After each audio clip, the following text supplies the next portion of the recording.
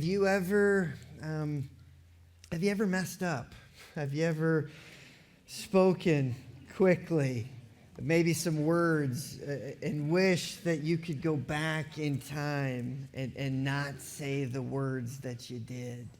Have you ever done something that you deeply, deeply regretted and felt in full measure the shame and the guilt that comes with that?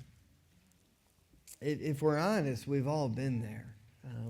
We've all reacted like that, done things we are not proud of, said things we wish we could literally go back in time and not say.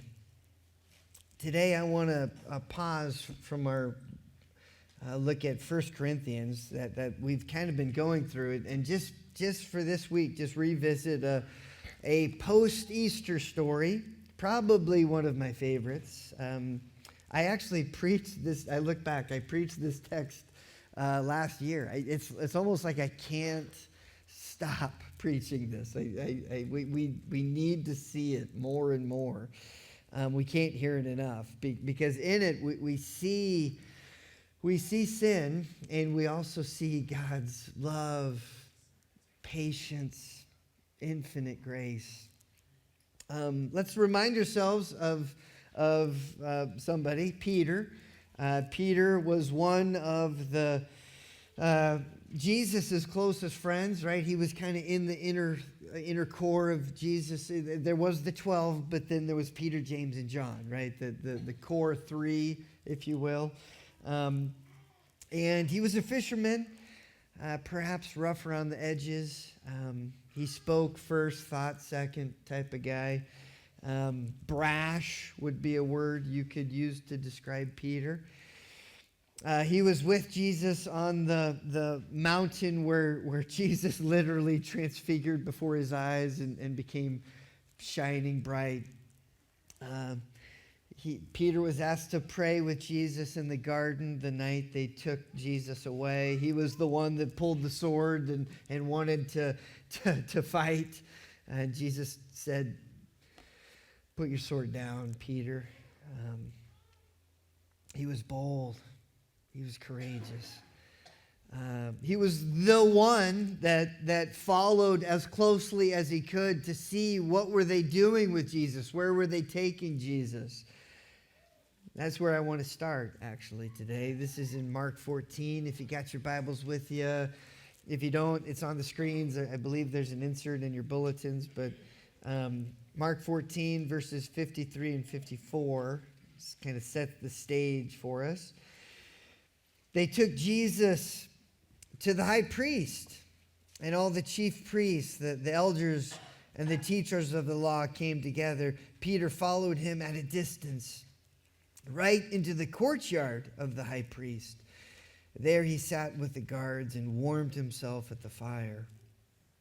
So kind of picture that scene, like I picture we've got a court, right, in Sidney on 11th down there. I mean, we've got a courtroom, and we do sort of have a courtyard, right, where they kind of put the Christmas lights in the wintertime and stuff.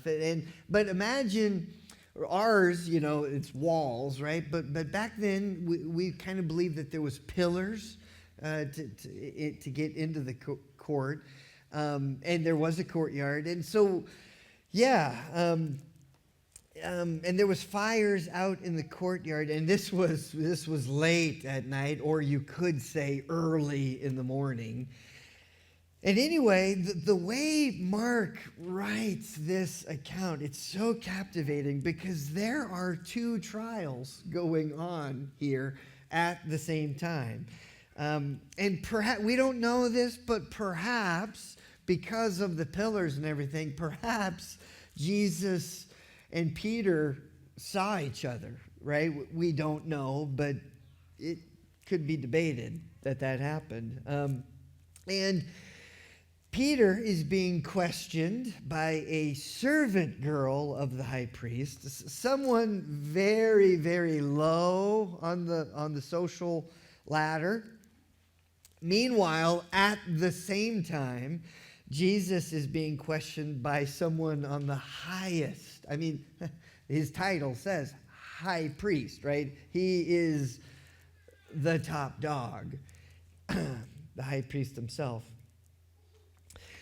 Peter lies in order, and in so doing, his lies try to save his life, and Jesus speaks the truth, and in so doing, puts his life on a path to death.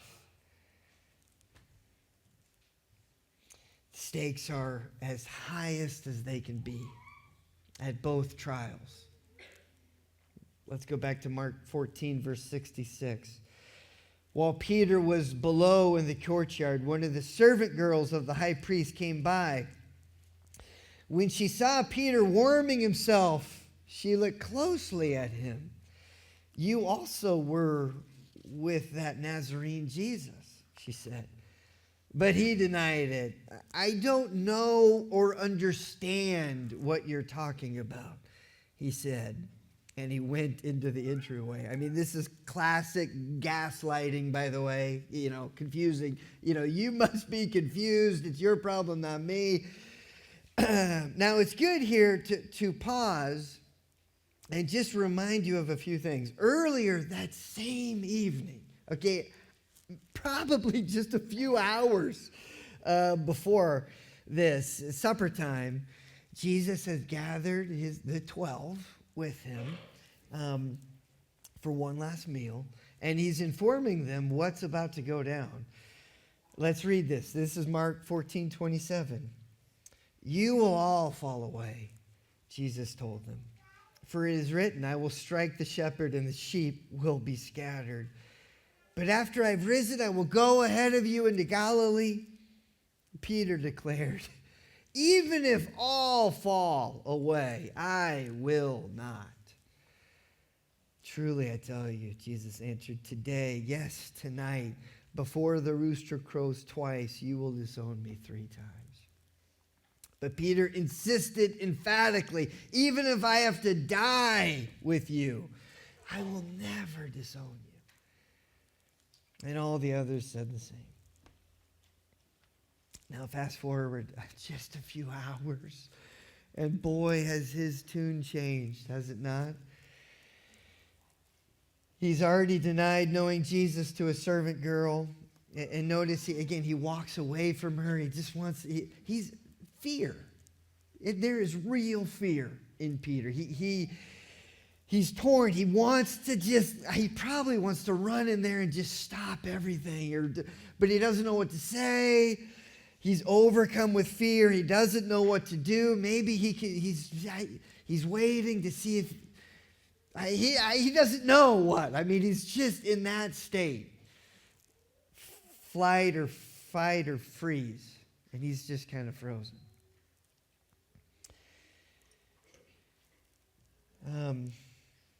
Verse 69. Let's keep going. "When the servant girl saw him there, she said again to those standing around, 'This fellow is one of them.' Again, he denied it." Now, it's here I need to remind you of something else, something you might not really consider, but this story right here, which is highlighted in all 4 gospel accounts, right?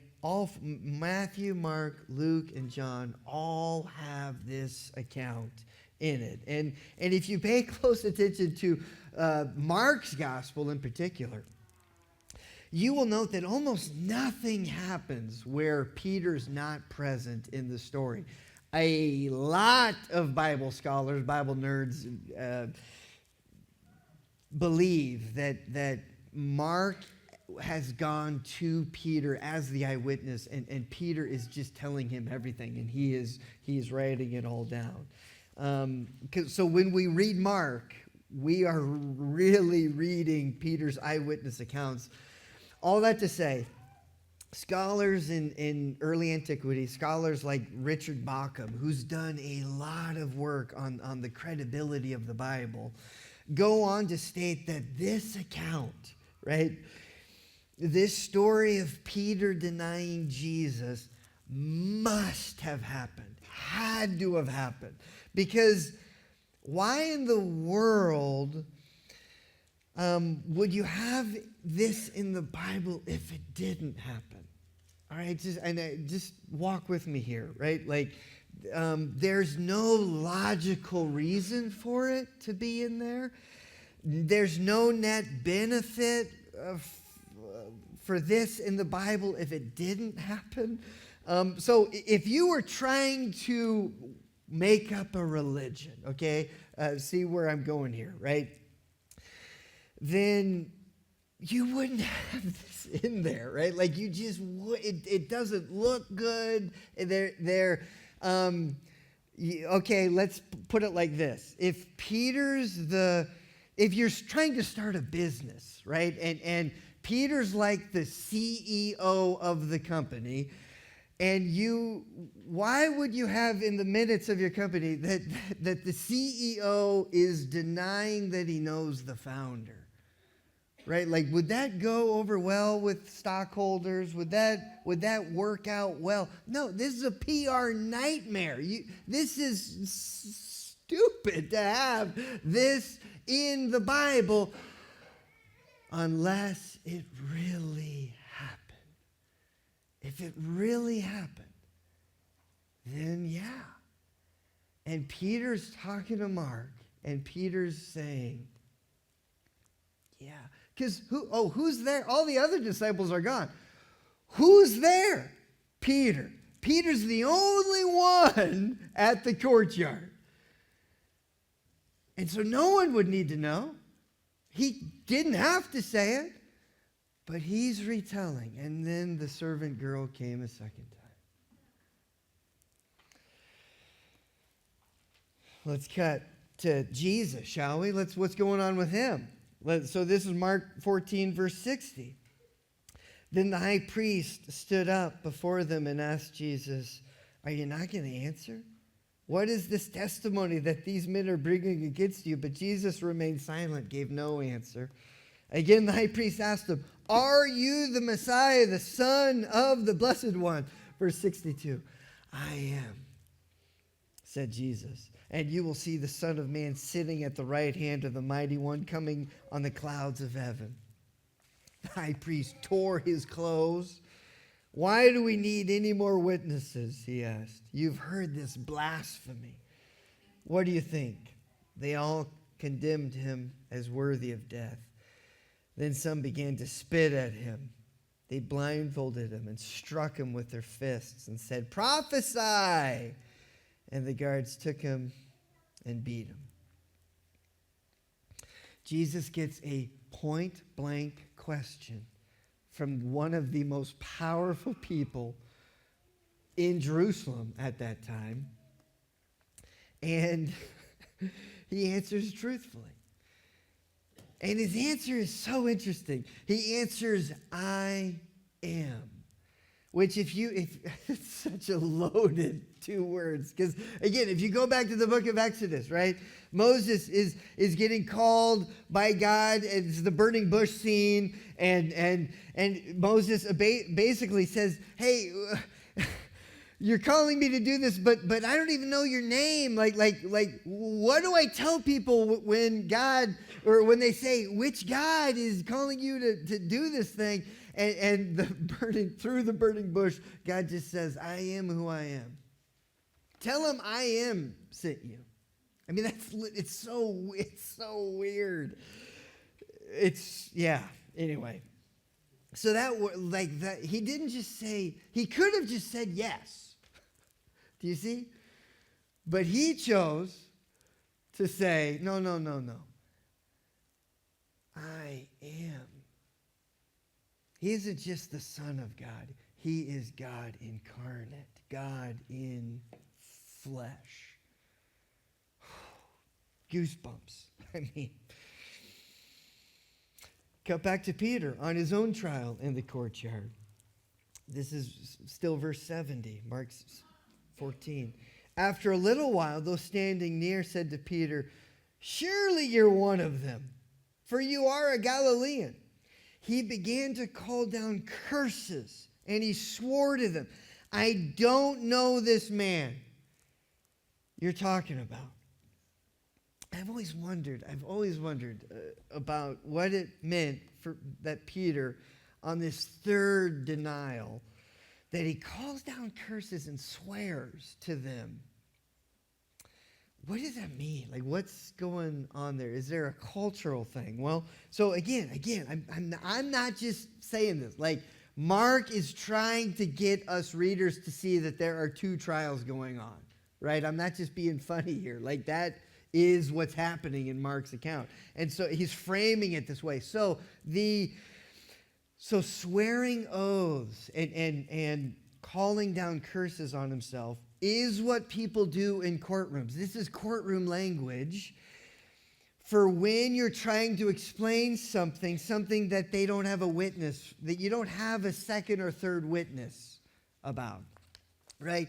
Swearing an oath. It's very similar to in our American legal system. And I don't know if they still do this or not, but they get a Bible out. Put your hand on the Bible. Do you swear, to tell the truth, the whole truth, so help you God, right? Like, it's like that, all right? Before God will either affirm their claim, what they're about to say next, or punish them for what they're about to say next. I mean, that's what we do, or we've done. Ancient world, yeah, same type of thing. Swearing is basically saying, God will vindicate me what I'm saying, or he will punish me. It's a way of bolstering your claim. That is what Peter is doing this third time. I swear before God, I do not know this man. And similar with cursing, right? Like, at first, again, the way the text says it, is he cursing himself? Is he cursing Jesus? Right? Like, and it is a little gray, but if what I think is happening is Peter's calling down curses upon himself if he's lying. So all of this, by the way, is to persuade the people around the trash cans that night and reassure the people that he's talking to, total strangers, by the way, that he's telling the truth, which of course he isn't. He's lying, right? Like, he knows Jesus. He loves Jesus. He's been with Jesus for 3 years, ever since Jesus called him out of his boat, He's been following Jesus, and yet here, as Peter is on trial, he's essentially screaming, my God, damn me if I am lying. I don't know this man. I swear to God, I don't know this man.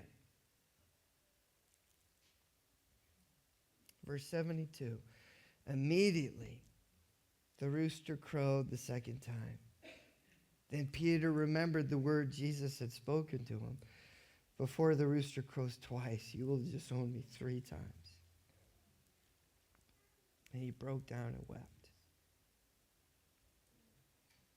This is a broken man here. This man has ruined his life. This is the last time we see Peter in Mark's gospel. Right here, he's broken. So much shame. So much guilt. He's racked with shame. He just swore to God that he didn't know God.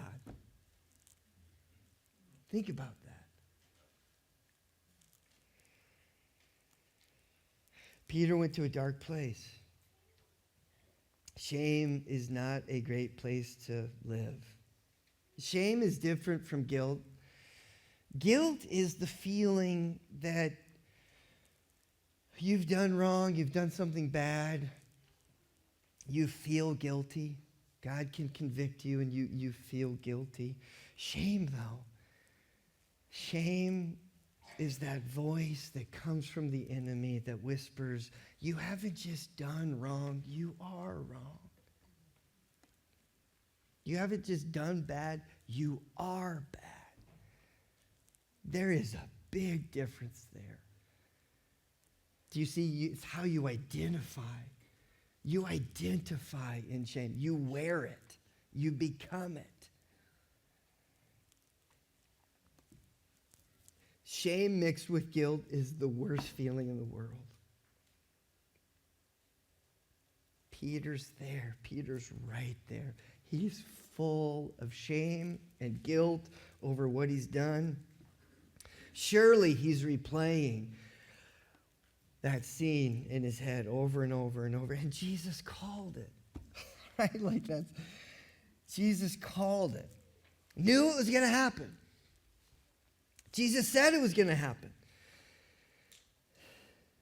Peter probably heard that Judas went and hung himself. I wonder if that thought crossed his mind. Then Jesus died, which only magnified the shame and the guilt. We have no idea the hell that he was going through that night. Or maybe, sadly, maybe some of you do. I don't know. Then some strange reports from the women. The tomb's empty. What?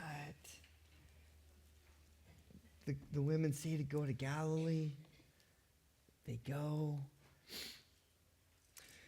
They're waiting. Nothing to do. Someone suggests, let's go fishing. They go fishing all night long. They don't catch anything. All night they fish. They cast the nets, pulled it back, nothing. Cast some more, pull back, nothing. Try the other side of the boat, nothing. Try deeper waters, nothing. Shallow waters, nothing. All night long. Cast, pull, nothing. I'm sure that didn't help his mood. I bet you some sharp words were spoken. And just as day was breaking, they heard a voice from the shore. Children, do you have any fish? Their response, no. Cast your net on the other side of the boat. You'll find some. They catch 153 fish. Their nets miraculously don't break.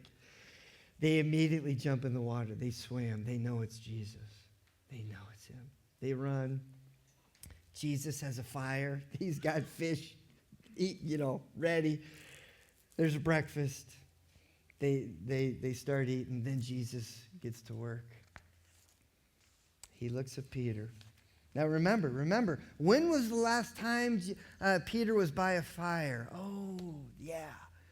The worst night of his life. So the fire, this is like PTSD a little bit, right? Fire, the crackling of the wood, the smell of the smoke. Maybe it got in his eyes. Jesus is using it all. Don't think it's not a coincidence. It's not. John 21:15. Jesus is bringing him to the worst night of his life. But watch, when they had finished eating, I love that Jesus, before he gets to work, hey, eat something. You've been out all night. You need to eat. Ah, Jesus takes care of us, doesn't he?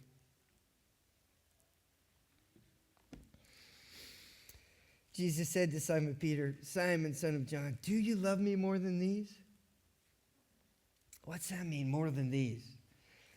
Well, during the worst night of his life, you'll remember Jesus told him, everyone's going to forsake me. And Peter's like, listen, Jesus, listen, I know there's a whole room of, there's 12 of us, but I love you more than anybody. I will never forsake you. And then Jesus is almost like, Peter, don't say it. Because you will. Everyone will.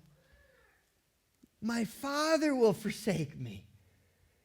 He cried out, Eloi, Eloi, lama sabachthani, which means, my God, why have you forsaken me? Don't you get it?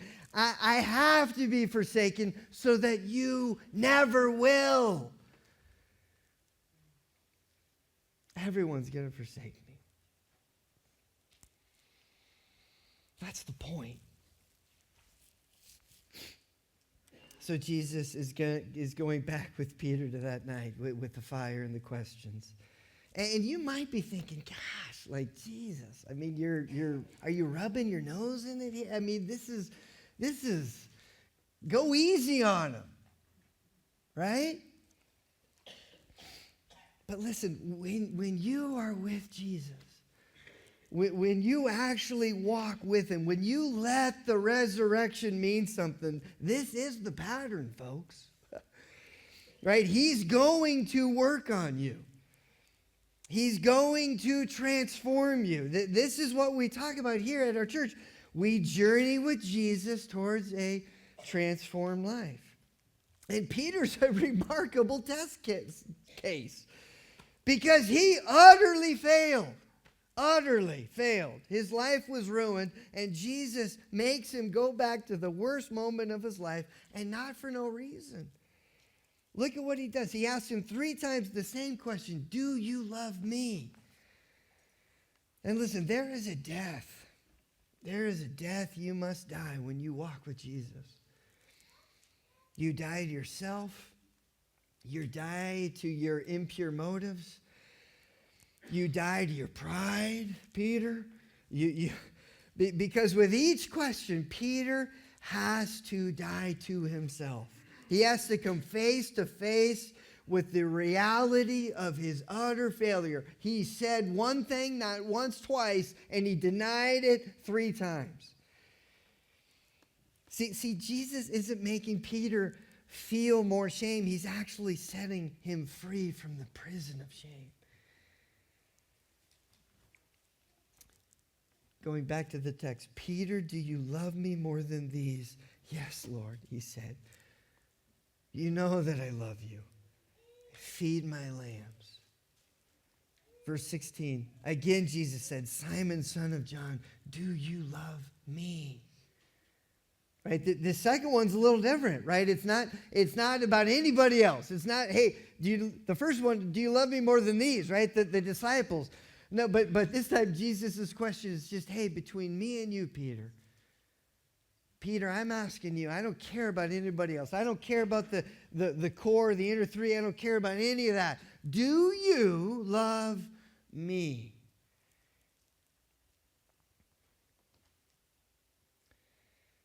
He's going to ask him this 3 times. How many times did Peter fall asleep in the Garden of Gethsemane when Jesus told him to pray for me? 3 times. How many times did he deny Jesus to that servant girl or the crowd? 3 times. He answered, yes, Lord, you know that I love you. Jesus said, take care of my sheep. Verse 17, the 3rd time he said to him, Simon, son of John, do you love me? Peter was hurt. Dying hurts. Humility hurts. So Peter was hurt because Jesus asked him the 3rd time, do you love me? He said, Lord, you know all things. You know that I love you. Jesus said, feed my sheep. Do you know what that term, feed my sheep, take care of my sheep, what that means or what that is in the Greek, right? It's a Greek word pronounced poimeino. Poimeino. It's to shepherd. It means to guard, provide, guide sheep. Shepherds were tender. They were, tender, loving, good to sheep. But the sheep also know who was in charge, right? Shepherding is not a democracy, right? Like, if there was danger, if the sheep didn't know what to do, the sheep looked to the shepherd. So on the one hand, shepherd, they had to be loving and tender. And on the other hand, they had to be, bold and courageous. Do you know that That same root word for shepherding is also pastoring. To be a pastor is to be a shepherd. Jesus was telling Peter, but by doing all of this, right, he was transforming him. By taking Peter to the fire, by asking him these questions, he went straight to his deepest pain, his deepest wound, and he essentially said to Peter, I want you to be the leader you are, not in spite of your failure, but because of your failure. You will be able to reach more people. You will be able to understand shame and guilt on a level that it's you. Now you will be able to do that and speak into the darkness and bring my light to the truth, my grace to people because of this. You're my guy, Peter. So that's why we're going here. That's why we start here.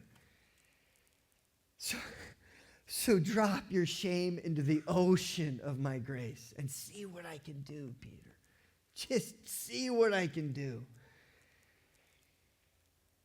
Shame and guilt and depression are no match for my love and my grace. I love you. I'm not going anywhere. Yes, you abandoned me 3 times. I'm not abandoning you once. You're the rock, Peter. You are going to be the one that will take this message of my resurrection and show it and tell it to everyone. Because Jesus knew that Peter was tender and strong. He was kind and courageous. But now, let's look at those 2 things, right? Because if that's what it means to be a shepherd, pastor, let's look. There's nothing like the resurrection that will make you more tender and humble and more bold and strong than we are, right? The resurrection of Jesus transformed Peter, and it will transform us if we let it. If we let it, it will. On my way up to my retreat last week, I happened to be listening to this a sermon on this passage, John chapter 21. I think it was from Tim Keller. Anyway, he was talking about a guy that in his sermon named Dick Lucas. He was an old pastor in London. This was many years ago. I'm sure he's with the Lord now. But Dick was invited to Stony Brook School, a Christian boarding school in Long Island, to come and be kind of the pastor for the week and do chapel services every day. That's what they had. And so he went and he spoke. He'd never done that before, and he went.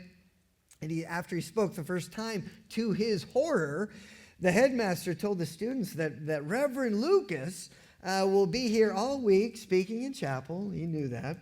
And that if anyone wanted to come by and get spiritual direction or pastoral counseling by him, the students could get out of class, huge incentive, and go see him, right? And again, it's just like he didn't see that one coming. He kind of went for like this vacation time, and again, he was in his late 70s, early 80s, lifelong bachelor, right? And he's this Oxford gentleman. Children were a trial to him, right? He just didn't, and so why he was, but he went, he just thought he would be preaching to them. He did not think he would be listening to them. But listen to them he did, because they came, right? And mainly girls came, ages 12 to 15. And it went along, every time he met with these girls, it kind of went the same way. And it always ended with, and he doesn't even know I exist. Right? And so here's this picture, this older guy, And he's just like having to kind of tenderly care for these girls he doesn't even know. And he's just like, oh my gosh, in 6 months, you won't even remember this twit's name, and just like, and so, yeah. And so him and Jesus were just like, he was kind of angry, brooding the whole week. But then in his devotional readings early in the morning, he came to this passage, John 21, feed my lambs, right? And it just knocked him flat. Because he thought about it. It doesn't say, like, feed my cats and dogs, right? Because, like, again, cats and dogs, like, we actually get something from cats and dogs, right? I'm more of a dog person myself, but I do know that cats can, they're cuddly and they come to you, and dogs, maybe I know I'm an old man, because when I see a dog walking, like, I am drawn to them. I just go to them, and I just have to pet them, and I just love them, and I just love dogs. Because, again, I think it's their eyes, but yeah, we can get love from them. We give love, they give love, right? Sheep, I don't know if you've been around sheep or goats, but they got those dead eyes, right? You don't even know they kind of freak me out a little bit, to be honest, right? But love, you don't really get that from sheep or goats, right? There's a humility in shepherding souls, though, right? There should be a tenderness, a compassion, because you come to realize that you're no better than anybody. You're not. And the people you serve, the souls that you care for, they just need to be reminded, right? They just need to be reminded of these truths that we so easily forget. Because we're in the world, and we think like the world, and we don't want to think like the world, but we are. And we get swept up in all of this. And Dick Lucas just brought to these girls. It doesn't matter. It doesn't matter age, gender, race. It doesn't matter. It's just, hey, here, Jesus. Look at Jesus. And it takes courage to live out our calling and love and serve the people that you've been entrusted to care. And it's at a certain point, you don't care what happens to your life or what people say about you. It doesn't matter. What matters is what the King says. If you want to see what I'm talking about, let's look to Peter again, right? Back to the beach breakfast with Jesus, verse 18. Very truly, I tell you, he's looking at Peter. When you were younger, you dressed yourself and went where you wanted, but when you're old, you'll stretch out your hands, and someone else will dress you and lead you where you do not want to go. What's that about? In the Greek, to stretch out your hands is a metaphor for crucifixion. It's ironic, though, isn't it? Because, again, to stretch out your hands, this is also a sign of love, welcoming, right? Vulnerability, openness. And it's also how they crucified people. Jesus said to Peter, or Jesus said, Peter, someday you're going to love your sheep so much that you'll die because of them. Just like I died for mine.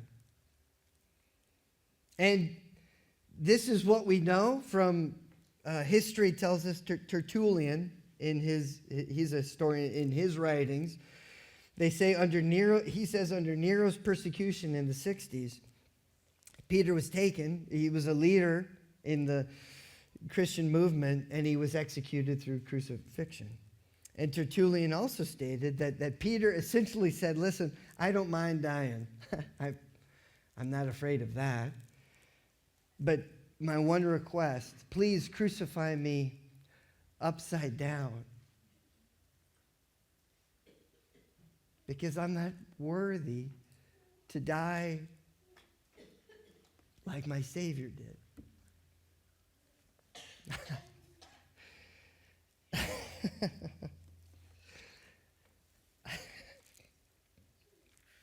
Much more gruesome.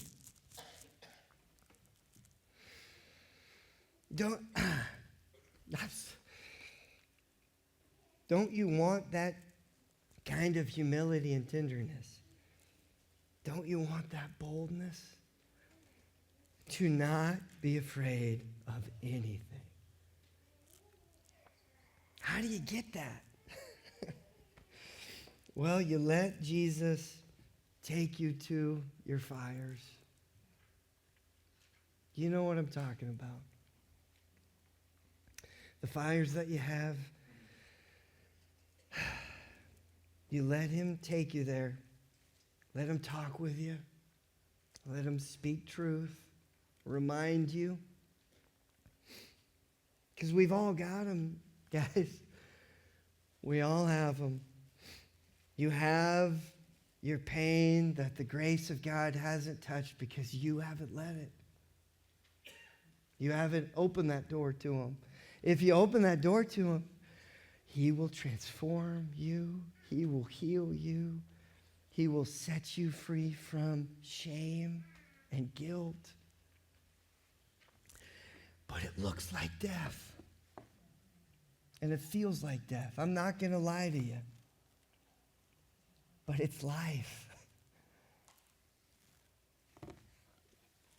If it can happen to someone like Peter, it can happen to you, and Jesus wants it to happen to you. Let's pray. Oh, Jesus, who's infinitely loving and gracious. Thank you for the fires that are placed before us, the invitations. You invite us to step out of the darkness into the light with you. You feed us. You'll feed us breakfast for our souls. You take care of us. God, may we not be afraid of our fires. He won't ever stop inviting us. I pray for those who have ears to hear, may they hear, and not just hear, but be obedient to you. Take those steps of obedience into freedom.